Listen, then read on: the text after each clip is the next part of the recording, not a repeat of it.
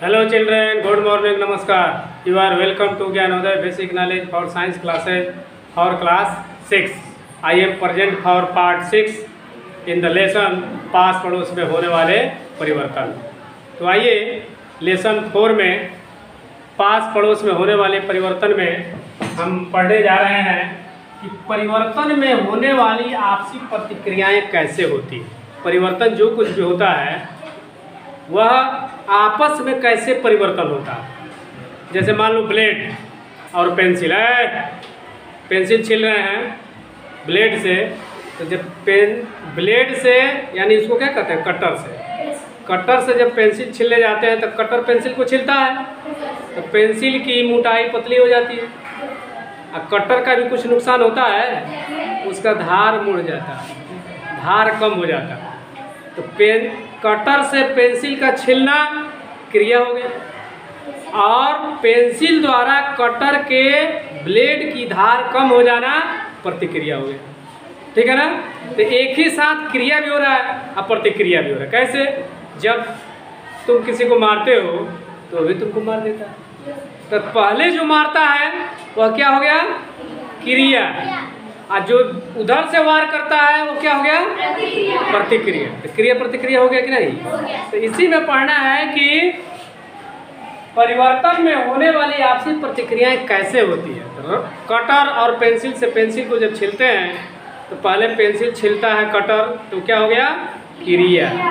अब पेंसिल द्वारा कटर के धार को कम कर हो जाना प्रतिक्रिया। प्रतिक्रिया हुआ ना? तो दोनों में परिवर्तन हो गया कि नहीं हो गया? हो गया। जैसे जिस क्रिया तथा प्रतिक्रिया द्वारा, तो क्रिया कटर जो छीलता है और प्रतिक्रिया पेंसिल द्वारा कटर का धार कम करना, हो गया कि नहीं हो गया? जिस क्रिया तथा प्रतिक्रिया द्वारा पदार्थों के रूप रंग अवस्था में परिवर्तन होता है उसे परिवर्तन में होने वाले आपसी प्रतिक्रिया कहते हैं। छीलते हैं तो उसका आकार बदल जाता है कि नहीं? छोटा हो जाएगा, पतला हो जाएगा। धार मोटा जाएगा तो उसकी धार पतली से थोड़ी मोटी हो जाएगी। तो रूप में, आकार में, उसकी स्थिति में, लंबाई में, चौड़ाई में, मोटाई में परिवर्तन हुआ कि नहीं हुआ? तो इस तरह का परिवर्तन जिसमें दोनों में परिवर्तन हो साथ साथ, जिसका रूप बदल जाए, रंग बदल जाए, आकार बदल जाए, मोटाई बदल जाए, लंबाई बदल जाए। ठीक है ना। ऐसे परिवर्तन को हम क्या कहेंगे? आपस में होने वाले परिवर्तन में कैसे होता है, सही, यानी उसे परिवर्तन में होने वाली आपसी प्रतिक्रियाएं कहेंगे। ठीक है ना। जैसे देखिए पेंसिल छीलने पर कटर तथा पेंसिल दोनों में परिवर्तन होता है कि नहीं होता है? ब्लेड की धार कम हो जाती है तथा पेंसिल की मोटाई भी कम हो जाती है। उसी तरह लोहे में जब जंग लगता है, लोहे में जंग कैसे लगता है? पानी से, ऑक्सीजन से। हवा मिलती है और ऑक्सीजन मिलती है, तो जिसको जंग या हम लोग आम भाषा में क्या कहते हैं? मूर्छा लग गया कहते हैं ना। तो कहता है कि ब्लेड की लोहे में जंग लगने पर वस्तुएं प्रभावित हो। जंग लगता है और धीरे धीरे झरझर के गिरता है, जंग लगता है धीरे धीरे गिरता है, तो क्या उसकी मोटाई कम होती है कि नहीं? होती है। पतली हो जाती है ना। तो उसके अवस्था में परिवर्तन हो गया कि नहीं हो गया? एक प्रतिक्रिया हो गया ना। ठीक है। अब है कि परिवर्तन के लिए ऊर्जा की आवश्यकता होती है। कैसे परिवर्तन होगा? तो उसके लिए ऊर्जा चाहिए ना। कैसे? जैसे एल्कोहल को हथेली पर रखने से यह शरीर की उसमें ऊर्जा को अवशोषित कर वाष्पित हो जाए। थोड़ा सा अल्कोहल लेकर हाथ पर गिराइए, जाते हो डॉक्टर के यहाँ चोट लगा रहता है, स्प्रिट हाथ पर रगड़ता है इंजेक्शन लगाने के लिए, देखना तुरंत वहाँ ठंडा हो जाएगा, 2 मिनट में स्प्रिट गायब हो जाएगा। होता है ना। तो स्प्रिट गायब होता है, वहाँ ठंडा हो जाता है कि नहीं हो जाता? तो क्या करता है? शरीर की गर्मी को वो बाहर कर देता है। ठीक है ना। तो उसमें ऊर्जा की आवश्यकता हुई कि नहीं हुई? ऊर्जा लिया, यहाँ से बाहर में गया, उसमें ऊर्जा को शोषित कर वाष्पित हो जाता है। फिर दूसरा है फोटो फिल्म पर प्रकाश पड़ने से फोटो नष्ट। बहुत दिन तक फोटो धूप में रख दोगे, छांव में रख दोगे, पानी लगेगा, नमी लगेगा, हवा लगेगा, प्यार लगेगा, तो उसका रूप बदल जाएगा। बदल जाएगा नहीं? बदल जाएगा, धीरे धीरे नष्ट हो जाएगा, बहुत धुंधला दिखाने देगी। तो प्रतिक्रिया होगी नहीं होगी? फिर है सौर प्रकाश द्वारा जल वाष्पित। समुद्र में, तालाब में, गिलास में, बर्तन में पानी छत पर रख दिए, नदी नाला में पानी है, तो सूर्य के प्रकाश से वह पानी धीरे धीरे वाष्प बनकर उड़ जाता है, उसमें परिवर्तन होता है कि नहीं होता है? तो क्या हो गया? प्रतिक्रिया हो गया। फिर तीसरा है स्प्रिंग को खींचकर आकृति परिवर्तन में ऊर्जा की आवश्यकता। जब स्प्रिंग को हम किसी दोनों हाथ से पकड़कर खींचते हैं तो शरीर हमारा ऐसे ऐसे होता है ना। इसका मतलब क्या हो कि बल लगता है ना।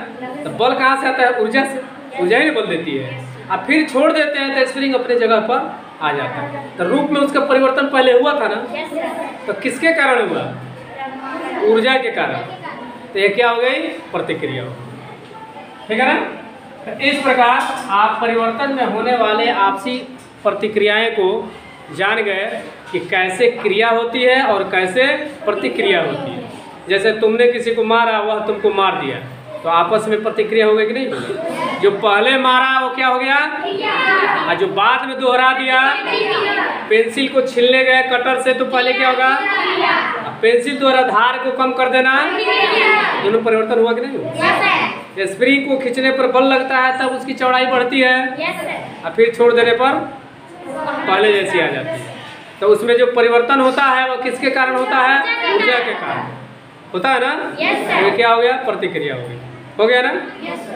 तो आइए इस प्रकार आप आपस में होने वाली प्रतिक्रियाओं में कैसे परिवर्तन होता है, जो भी परिवर्तन होती है आपस में कैसे क्रिया तथा प्रतिक्रिया होती है, यह बहुत ही अच्छे तरह से जान गए होंगे।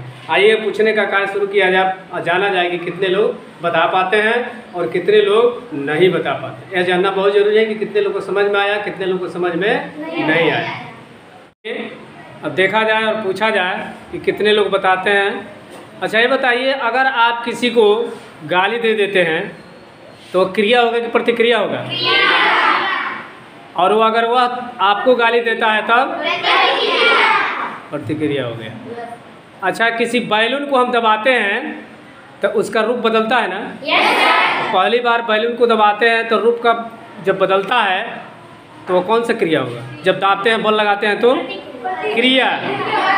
और जब बल लगाते हैं तो अभी तो हम पर बल लगाता है, तो क्या हो जाएगा? प्रतिक्रिया। जब तो आप किसी को मारेंगे तो कौन सा होगा? और वो भी आपको मारेगा। अगर स्प्रिंग को खींचकर लंबा किया जाए तो जब स्प्रिंग को खींचा जाए तो क्या होगा? क्रिया। और रूप में परिवर्तन होगा तो क्या होगा? प्रतिक्रिया होगा ना। तो इस प्रकार परिवर्तन में होने वाले आपसी क्रिया तथा प्रतिक्रिया को आप जान गए। ठीक है, समझ में आ गया। चलो, राजन कहाँ है? राजन है? चलो बताओ, यदि बोर्ड पर हम चाक से लिखते हैं तो चाक से पहली बार जब हम लिखते हैं तो उसको क्या होगा? बोलो। चाक भी बोर्ड घिसता है ना, तो वो क्या होगा? प्रतिक्रिया। समझ रहे हो ना। तो चाक से जब लिखेंगे तो क्रिया, और बोर्ड क्या करेगा? चाक को भी घिसता है, उसका भी रूप रंग आकार बदलता है, तो क्या हो जाएगा? प्रतिक्रिया। चलिए, बहुत बहुत धन्यवाद। जो लोग बता रहे हैं वो भी ठीक, नहीं बता रहे हैं उनको भी धन्यवाद। अब चलिए अगला कार्यक्रम। आइए हम लोग परिवर्तन में होने वाले आपसी प्रतिक्रिया के विषय में जान गए, और यह भी जान गए कि इसमें क्रिया किसे कहते हैं और प्रतिक्रिया किसे कहते हैं, और एक एक उदाहरण द्वारा समझाने का प्रयास किया गया और आप जवाब भी दिए और समझ में आ गया।